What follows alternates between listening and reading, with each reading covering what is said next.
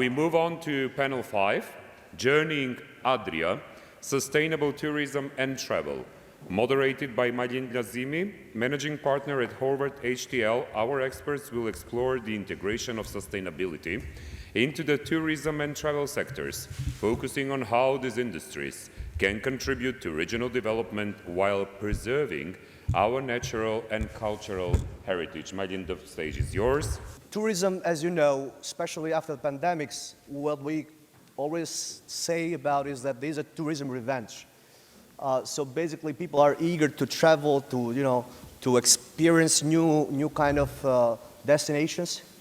And in our today's, we'll discuss today a bit of dilemma about whether tourism growth is enough, or we need to find the right balance between growth of tourism, which means we should have more tourists, but at the same time, that shouldn't be at the cost of sustainability or at the cost of our, let's say, country's, infrastructure and pressuring more and more our utilities. And of course, the region we are discussing today, Adria, as you know, almost all the countries are sharing between 20 to 30% of GDP contribution of tourism sector and traveling when it comes to economies. That's why this particular panel, I think, is interesting, because we'll try to discuss on 3 main pillars of this discussion. One, we'll discuss about sustainability and how that one is actually balancing between growth and tourism growth and sustainability, especially how we tackle overcrowdedness, how we tackle the over-tourism. Secondly, we'll discuss about transportation, and here, of course, we have to tackle in regards to decarbonization agenda and how the transportation actually is one of the main sectors which actually needs to address that challenge or that issue.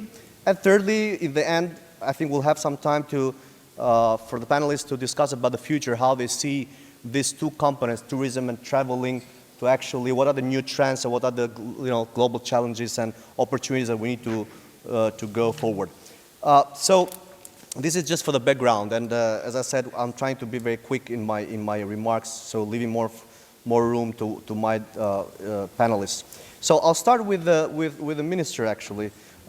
Minister Radulović, as you know, on global level, when it comes to transportation, is one of the culprits of, let's say, pollution overall. So almost based on the international reports, somehow 20% of the global CO global emissions are dedicated, or let's say are somehow caused by transportation. And out of that, 75% it refers to road transportation.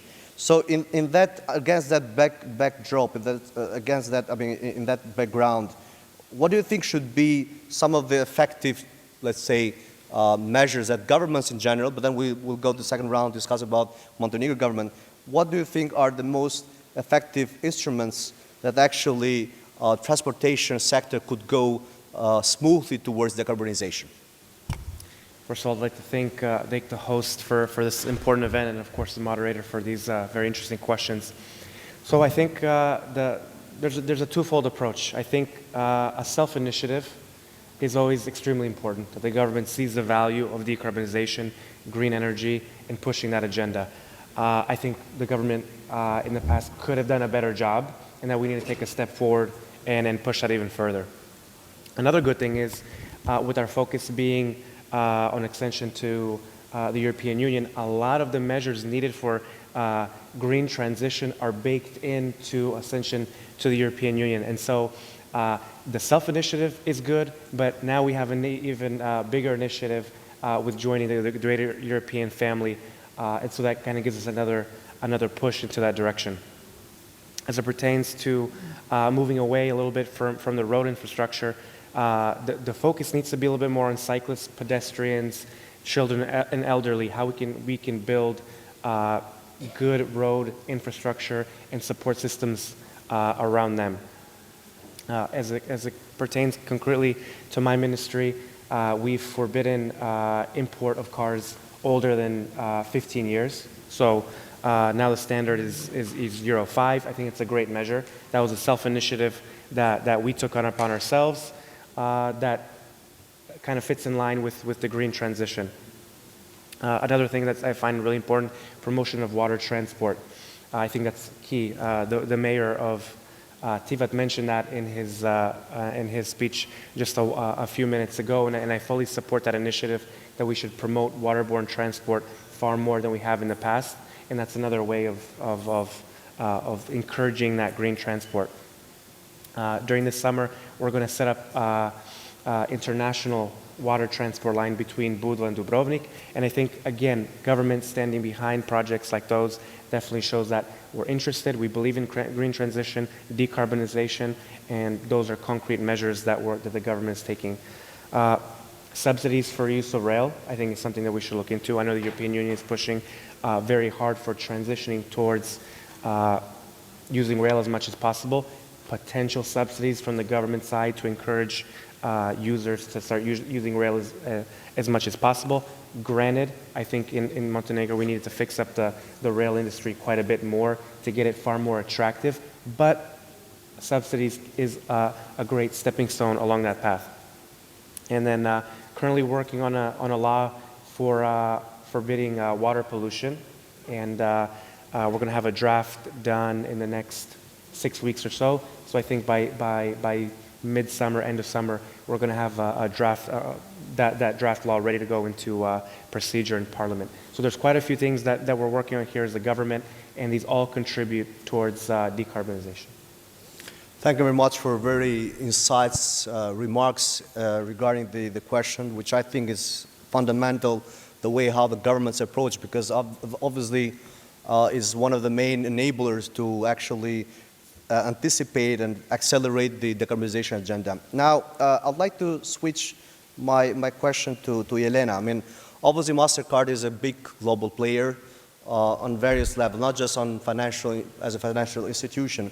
When it comes to tourism, basically what we are witnessing in the region is that the regional governments are having a bit of troubles and issues to find in real-time data-driven policies. So, let me put it this way. For example, we're working at the moment with the new strategy of Albania, tourism strategy, but one of the things that we're working as well with World Bank is finding and having accurate data regarding tourism statistics. The first thing is, for example, how many tourists are coming, how much they're spending. So there are a lot of indicators which governments, based on their traditional way how they generate data, it's impossible to have, accurate, real-time, proactive policies that could actually anticipate particular flow of people on particular geographical area. So my question is how, in this regard, let's say, Mastercard is actually supporting, helping both the governments, but even the business sector to be more smarter in a way how they can use these transaction data as a matter of providing some, real measures in real time and somehow understanding a bit the sustainability issues, because let's put it this way, if there is a geographical destination or destination where you have 50% of the inflow of tourists at the same time there, obviously you'll have issues with water, wastewater, you'll have issues with transportation, with the traffic and all that. So do you think the third-party data driven by companies like yourself, like Mastercard or Airbnb, Booking, etc., could be actually helping the governments and the business sector to be reacting in real time and addressing these pressing issues? As you said, we as Mastercard are sitting on a lot of data, and those data are helping us to generate very useful insights when it comes to many industries, including travel and tourism. So based on those data, we can even generate a touristic or traveler profile of 2024. And let me share some trends based on those insights. So what travelers are seeking for in 2024 is some hidden gems and unique experiences, then value for money because their budgets are getting tighter, then digital experiences, so they want everything to have on mobile phones, then combining business and pleasure traveling, so like digital nomad style, and they are taking care a lot about sustainability and purpose travel.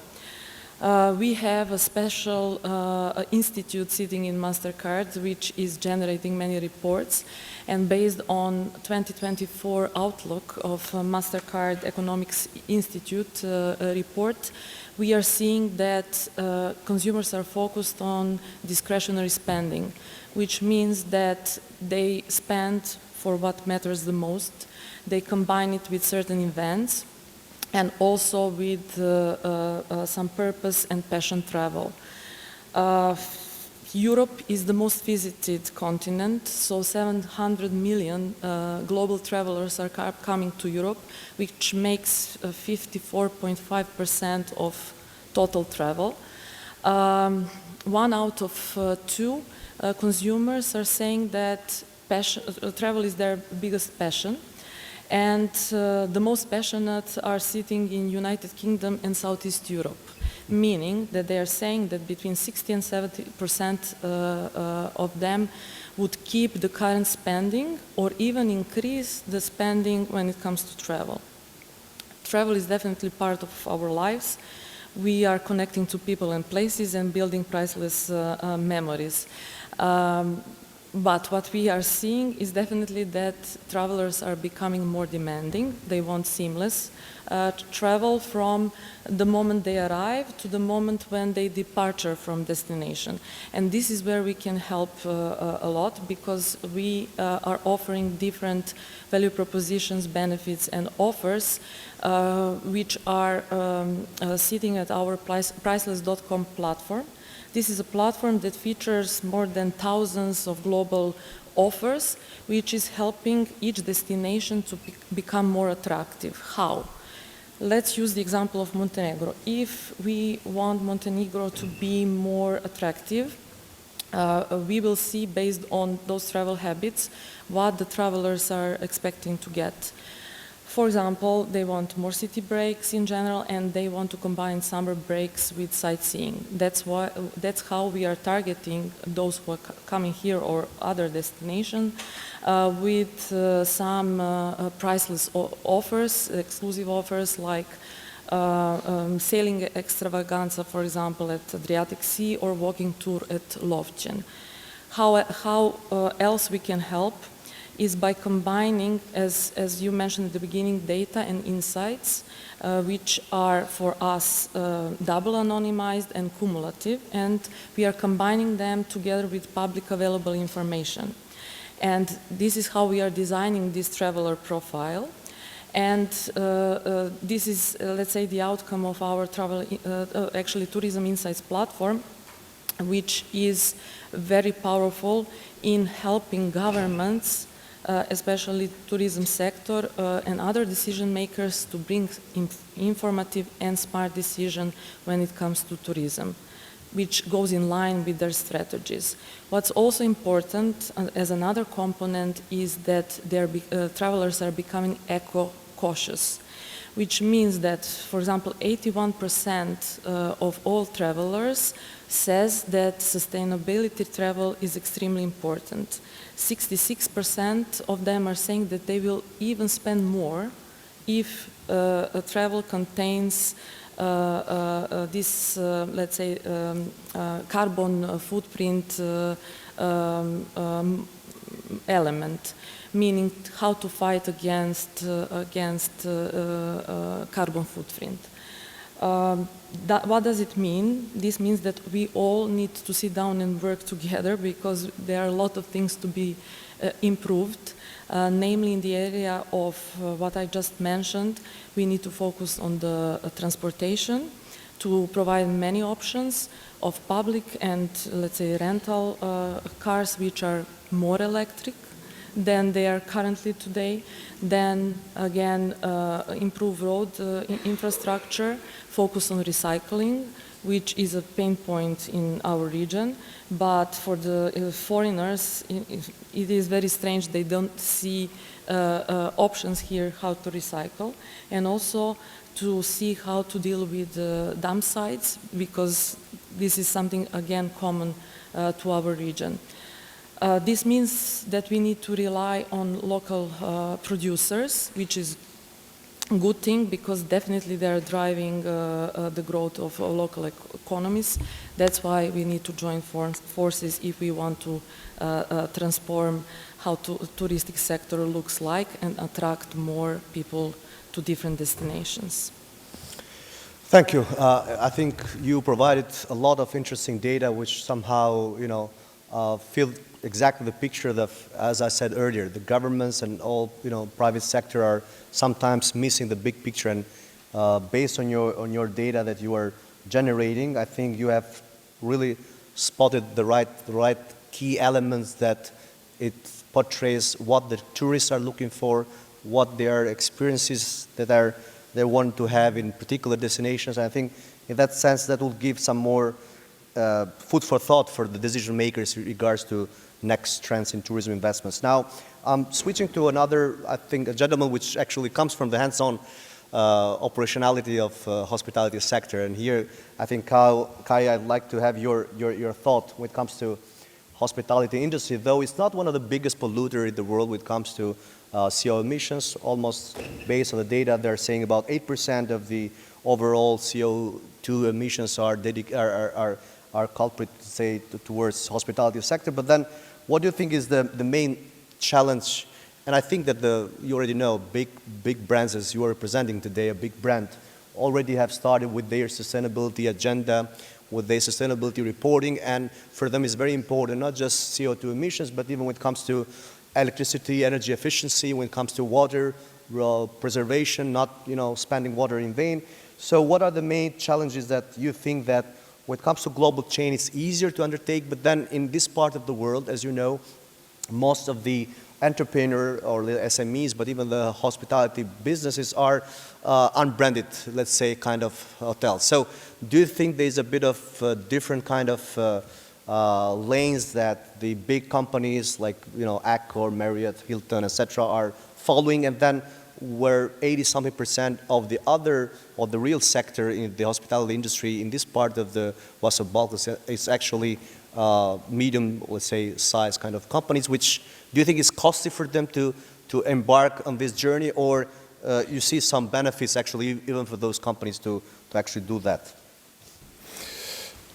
Well, first of all, yes. There are a couple of questions, but you can kind of encapsulate into one remarks if you can. I will try, and I mean, we're very fortunate to be in probably one of the most rewarding industries in the world. I mean, we're in the business of making people happy, and you're all here because we're able to accommodate you. And I'm very pleased to be here on the panel, so thank you for having me. And as you rightly say, hospitality is probably not the biggest polluter, but we do contribute, and we must be mindful of that.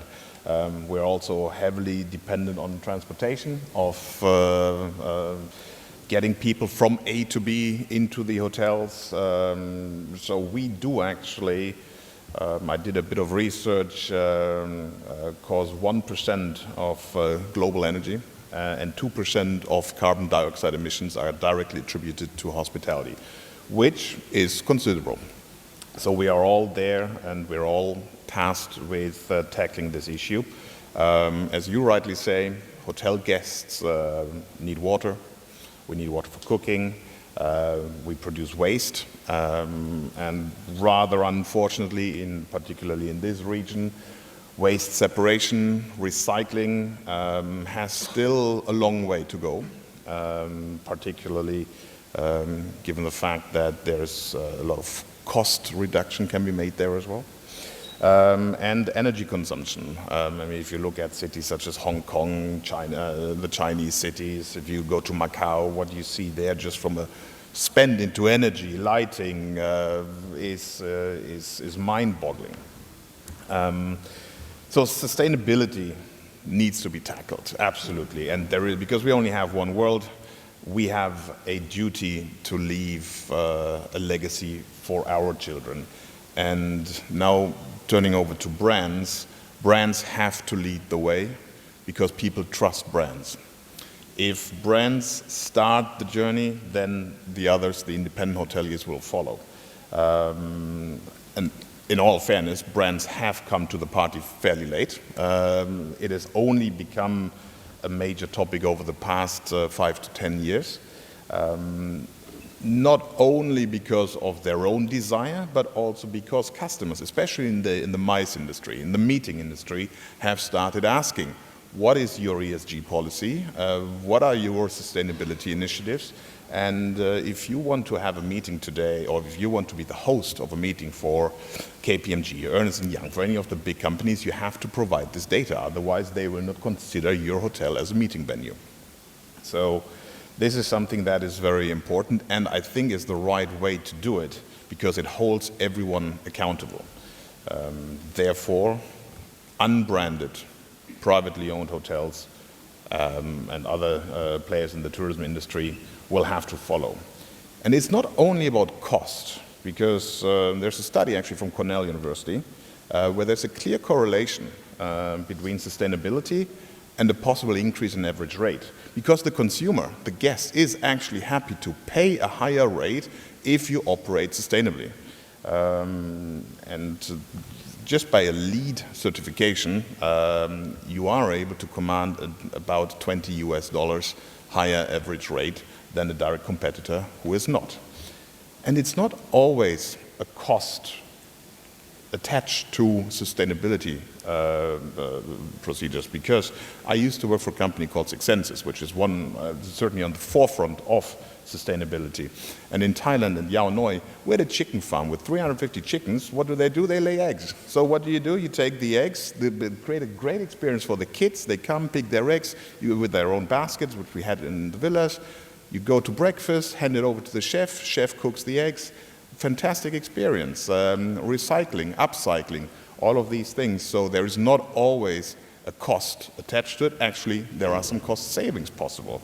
So I'm very positive moving forward that this is the right way to do. Great. Yeah, I agree in most of the things that you discussed. So maybe we'll have another second round when we discuss a bit more in details regarding the guest experiences and how they're ready to pay, their willingness to pay a premium price because they think this is, let's say they're staying at a hotel which is, let's say, have the green certificate, sustainable all practices. Now I'm moving to Anna. Eventually, we touched a bit about transportation, but one of the sectors I think that actually has a long way to go, and of course a lot of debates is going on, is the aviation. And I know that you are mostly, let's say, handling the logistic part of the aviation. You're not representing typically an aviation airline company, but the question that I think it is fundamental to start with is we're discussing about especially for low-cost companies and the passengers now, you know, as the tourism flow is actually enhanced. Now, I'm just giving, you know better than me the figures, but the Belgrade should be 7.4 million passengers. Tirana Airport has already 7.5 million passengers last year. So you see the connectivity agenda has actually enabled people with cheaper prices to move from one destination to another. Now, how that fits with the sustainability agenda? Do you think that will be some resistance either from the airline aviation sector, but for buying, you know, better, you know, investing in higher, in clean energy, in clean engines, or maybe, you know, in different technology? So do you think that perhaps in short term increased price of tickets or whatever can somehow be justified in the name of the sustainability agenda? So I don't know whether I made it clear, but the thing is, we have here a bit of dichotomy or a bit of dilemma. On one hand, we want to have people, you know, flying and having more frequent travelers, but on the other hand, if people are flying more, we expect to have more pollution, right?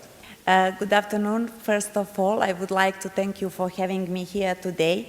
It is my great pleasure to find myself back in my Montenegro in a completely new capacity. So let's get back to your question. To achieve the industry goal of net zero emissions, collaboration is key. To do this, all players in supplier chain need to play their part, from airlines, airports, ground handling providers, to governments, manufacturers, industry bodies, private equity partners, or technology providers. At Menzies Aviation, we are focusing on transforming for ground handling operations in the ramp side to make them more sustainable by using clean energy sources, electric and hybrid machines. In 2020, we established our strategic program, All in Plan for a Sustainable Future. And today, after 4 years, we are almost 50% of all ground handling equipment in Europe already electric. And our global strategic plan until 25 to have all 25% equipment electric. On the other hand, and you mentioned, low-cost airlines face unique challenges in meeting sustainability goals because their business model focuses on cost efficiency. However, today there are many low-cost airlines already investing in more fuel-efficient aircraft, exploring alternative fuels, and working as well to reduce their carbon impact. At Menzies Aviation, we support all our partners and clients, also including low-cost airlines, in achieving their net zero goals with all electric turnarounds.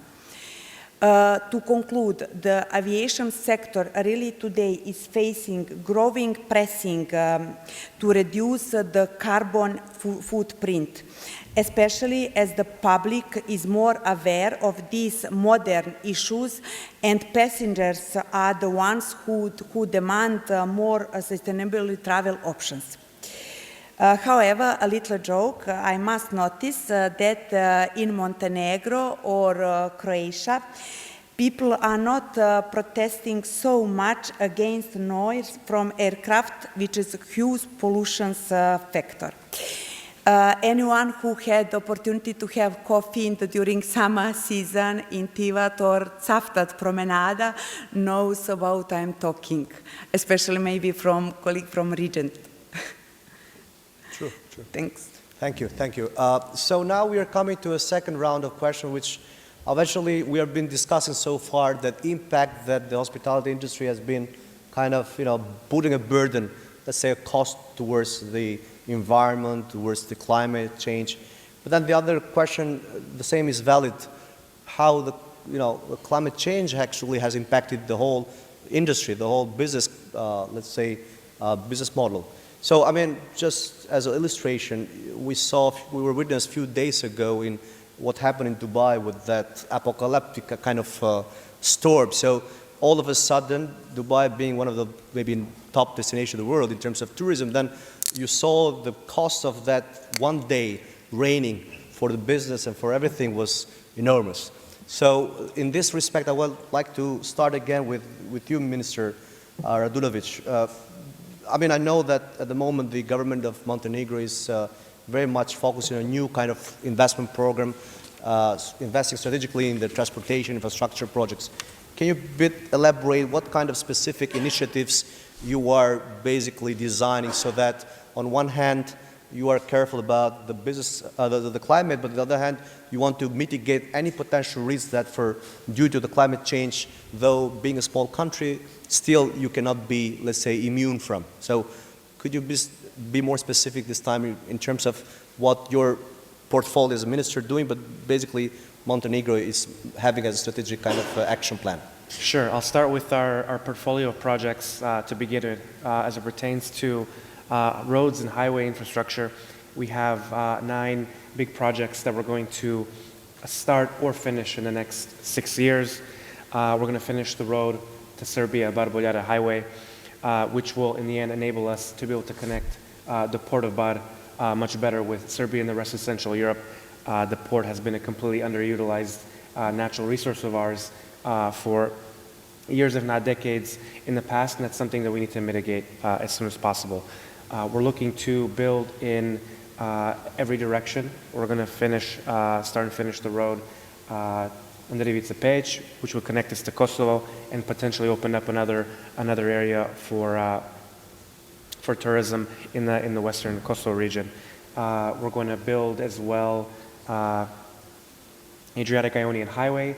Unfortunately, us and Bosnia are the only two countries in the region, all the way from northern Italy down to Greece, that haven't built their portion of that highway, and it's a huge missed opportunity for us. We're going to also build along the coast, all the way down from Ulcinj all the way up to Herzegovina. But to move away a little bit from the road infrastructure, although it's crucially needed for us, as I mentioned earlier, passenger boat ferry from Buda to Dubrovnik. We're also going to try our best to bring back Barbari, which is one of the first methods of people for a long time. That was the first way of getting out of the country during, when it was still part of Yugoslavia. So there's a lot of people that still have that nostalgic feeling, and we're going to try and bring that back, as well as Barancona. We had just mentioned talking about low-costers. We think that's a crucial part of our infrastructure as well.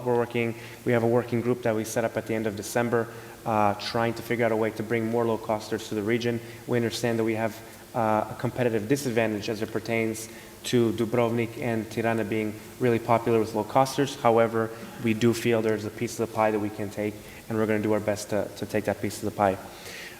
Rail infrastructure, which is a green way of going forward in the future. We have quite a few projects coming down the pipeline. Reconstruction of the northern part, Utovo, Bratonožići, Bioče, which is going to be beginning at the end of this year. We got a grant for 112 million from the European Commission at the end of last year for reconstruction of the rail from Bar to Golubovaca. We're not stopping there. We're going to apply in August to the Western Balkan and Western Framework for another grant for rail reconstruction from Golubovaca to Trebišice. Essentially within the next 5 years, we will have completely reconstructed the rail infrastructure in the country. I must say one thing as it pertains to road, just to go back real quick. Today we released a pre-qualification tender for the part of the Barboljara Highway, Mateševo-Andrivica, which guarantees complete transparency to the whole process and shows the government is dedicated to developing infrastructure. As it pertains to decarbonization and some green initiatives, cruise ships now have to use so-called scrubbers if they want to come into Boca Bay, which is a great way to lower the pollution.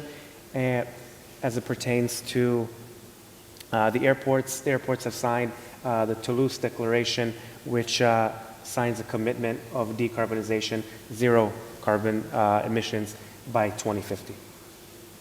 Great. So there are, as I see, a lot of investments on the pipe, and eventually what is a good thing about this is that some of those investments, regional investments, which needs obviously a concerted effort from all regional governments. So that started from gas pipeline to the Adriatic-Ionian Highway, all that. So I think it is one of the ways how that you can see even tourism development as not just a specific segregated markets, but as a regional offer. In that sense, I think it will foster the cooperation between countries. Now, and you mentioned about some new technologies that you are thinking about how to improve the investment. In that sense, I'd like to ask Jelena regarding this new idea, new program that you call it as a Tourism Innovation Hub. I mean, can you elaborate a little bit more? What is the main objective of this Tourism Innovation Hub, and how that platform could actually, address some of these issues that are regarding as vital to the sustainability?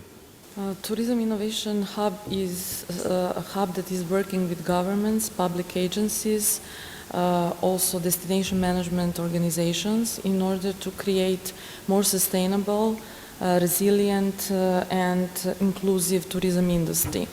It is established in 2023 and it is actually leveraging from Mastercard's data, insights, technology, expertise in order to meet the expectations of all stakeholders, primarily government, small businesses, local communities and travelers. So far we have 12 members, but we are expanding, and I would like to mention some of them, like Spanish Segitur, then Greece National Tourism Organization, then Costa Rica Institute of Tourism, then Global Tourism Resilience and Crisis Management Center, and Kenya Tourism Board so far. So we are open to invite other members to join, and that we can work together on meeting these requirements. Also, this hub supports Mastercard long-term commitment focused to tourism and travel industry. And as a first one is to enable safe, secure, and seamless payment infrastructure for small businesses and travelers. Then to build traveler loyalty. And at the end, to make public and private partnerships in order to create sustainable travel solutions which are combating climate change. Actually, I would describe this innovation hub as a resource center that all members and our partners can actually access to and get different insights and very useful information about tourism. Definitely based on what I just said, we are able to use this end-to-end methodology, and we are capable to transform any destination and actually using 4 phases. First one is to understand and define, meaning to deep dive into understanding what are challenges of tourism sector. Then attract and scale, meaning we identify, attract, and target travelers by different marketing and loyalty solutions. Then we enhance and drive. So our focus is digitalization. So everything has to be digital first, including tourism sector. We are starting with digital payments, then we are moving to seamless urban mobility, cybersecurity, and different sustainable solutions for SMEs. And we are finishing with the phase measure and improve. So by using real-time data, we are measuring and improving the effects of all initiatives that we are implementing together. It's very, very helpful, I think, and very interesting initiative, which I think will be followed by other international corporations. Kai, one question, because it's a bit of interesting discussion now that technology in hospitality in hotels is becoming not just for cost effectiveness or efficiency, is something that is required by guests. But then the other question goes, typically in a luxurious hotel, you don't want to be served by a robot for a selfie, kind of check-in, and then you want to, I don't know, for some reasons you want to go to, I don't know, in your room, and then you have everything by Alexa, kind of fixing your temperature of the room. So to what extent do you think technology in this sense would be an added value towards sustainability agenda, but is it happening in a short term? Does it change in a global level, and when it comes to our region, do you see that coming, and how that will affect the whole journey of a guest experience? I mean, do you think technology will make a bit of great impact on the sustainability, and not just looking from the, as I said, cost effectiveness, rather when it comes to experiential kind of aspect of the tourists and the guests? I think that what we are experiencing at this stage with the introduction of AI is just the tip of the iceberg of what is there to come. And clearly this will have a huge aspect on the entire guest journey, from the arrival experience via transportation to the actual experience at check-in. Already now you see people walking around with the Google, with the Apple headsets like this through cities. Not sure whether that's the technical advancement that I would very much want to see moving forward, because you still are in an actual real world environment where you speak directly with guests. And as you rightly say, the introduction of a robot for check-in or your on mobile phone check-in is something that will inevitably come and be introduced on a larger scale.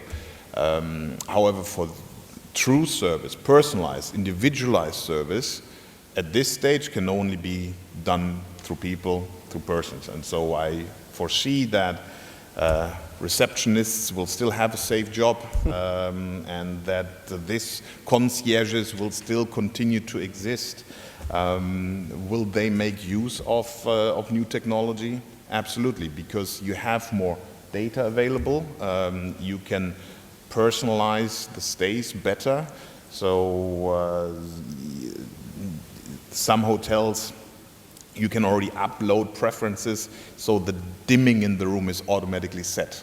There are studies in regards to room setup, that during day it is a business setup with lighting, in the evening it comes completely romantic because you have more and more combined stays. So it's not only a leisure stay, it is not only a business stay, but in today's world you combine it to pleasure, which is a new word which I'm not necessarily fond of because you always have several purposes when you travel.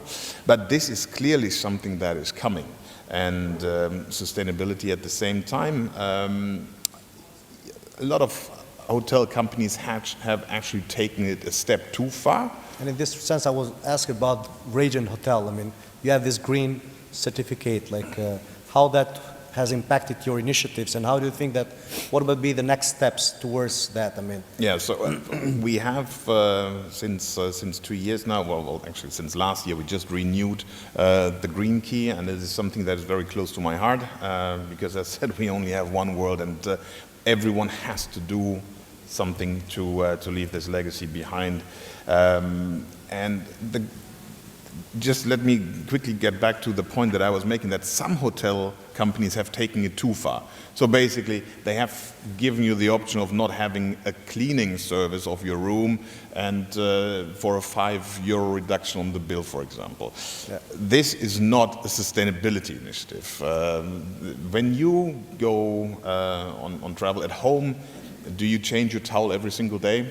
Probably not. Is it a necessity when you travel to change it every single day? Probably not, but it has been customary that this is the case. Yes. So giving the choice is right, but not with a financial initiative, because then it becomes a complete different motivation behind it. Now, Regent and Green Key, we are here in Montenegro. Montenegro, by constitution, is an ecological state, so we really want to make sure that we share our part in this responsibility, which everyone should have. And we are looking this year into larger investments into solar energy to basically generate the entire hot water through solar energy and panels on the roofs, because there is new innovations where you don't need vertical, but you basically have horizontal panels, which are much more effective, especially for hospitality. Low flow shower heads for water reduction, and together with Porto Montenegro here, where we're obviously closely embedded, sustainability is really our heart, so we take that forward. Thanks. One quick, now, as I understand, we are in the last minute, so I want to be quick. Another question to Anna regarding your very innovative initiative you started this month, I think, on this turnaround, aircraft turnaround, which is using completely EV, electric vehicles in the Belgrade airport.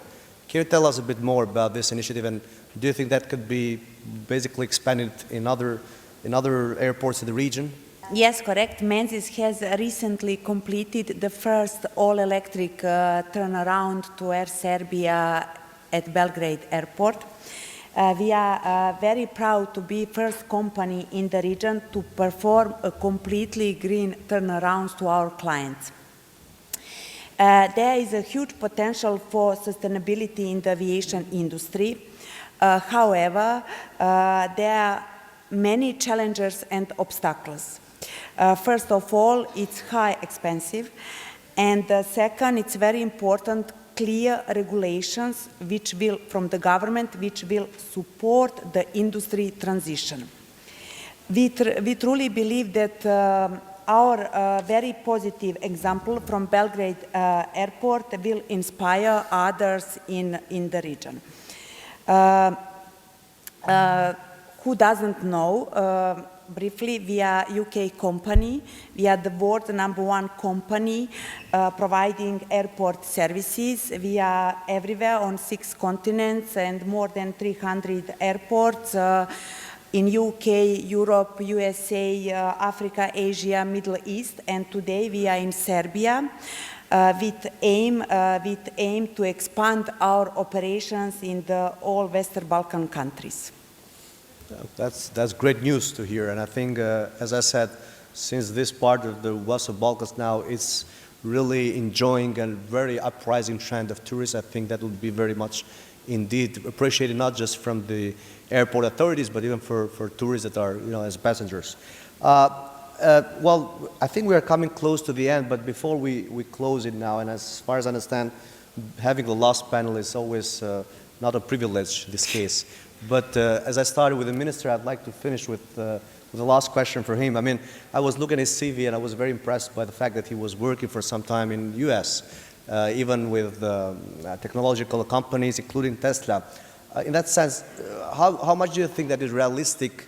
I mean, what kind of approach Montenegro and maybe the other countries in the region should be towards embracing fast everything that's about sustainability, especially on the EV? Because as I see, there is some discussions now in Europe now, for example, Tesla, by the way, the sales are going down. And do you think to some extent there are some skeptics saying like using EV in the next 3 or 5 years or kind of imposing it towards majority of population might not be practical? I mean, if somebody has, I don't know, you have a tower of 50 floors and then everybody has a car and then the charging stations will be the issue. So do you think it is something that will happen anytime soon that EV cars would be, and not just cars, but say mobility will help? And in this respect, how that will actually affect tourism, because it's, as we said, is a very important component.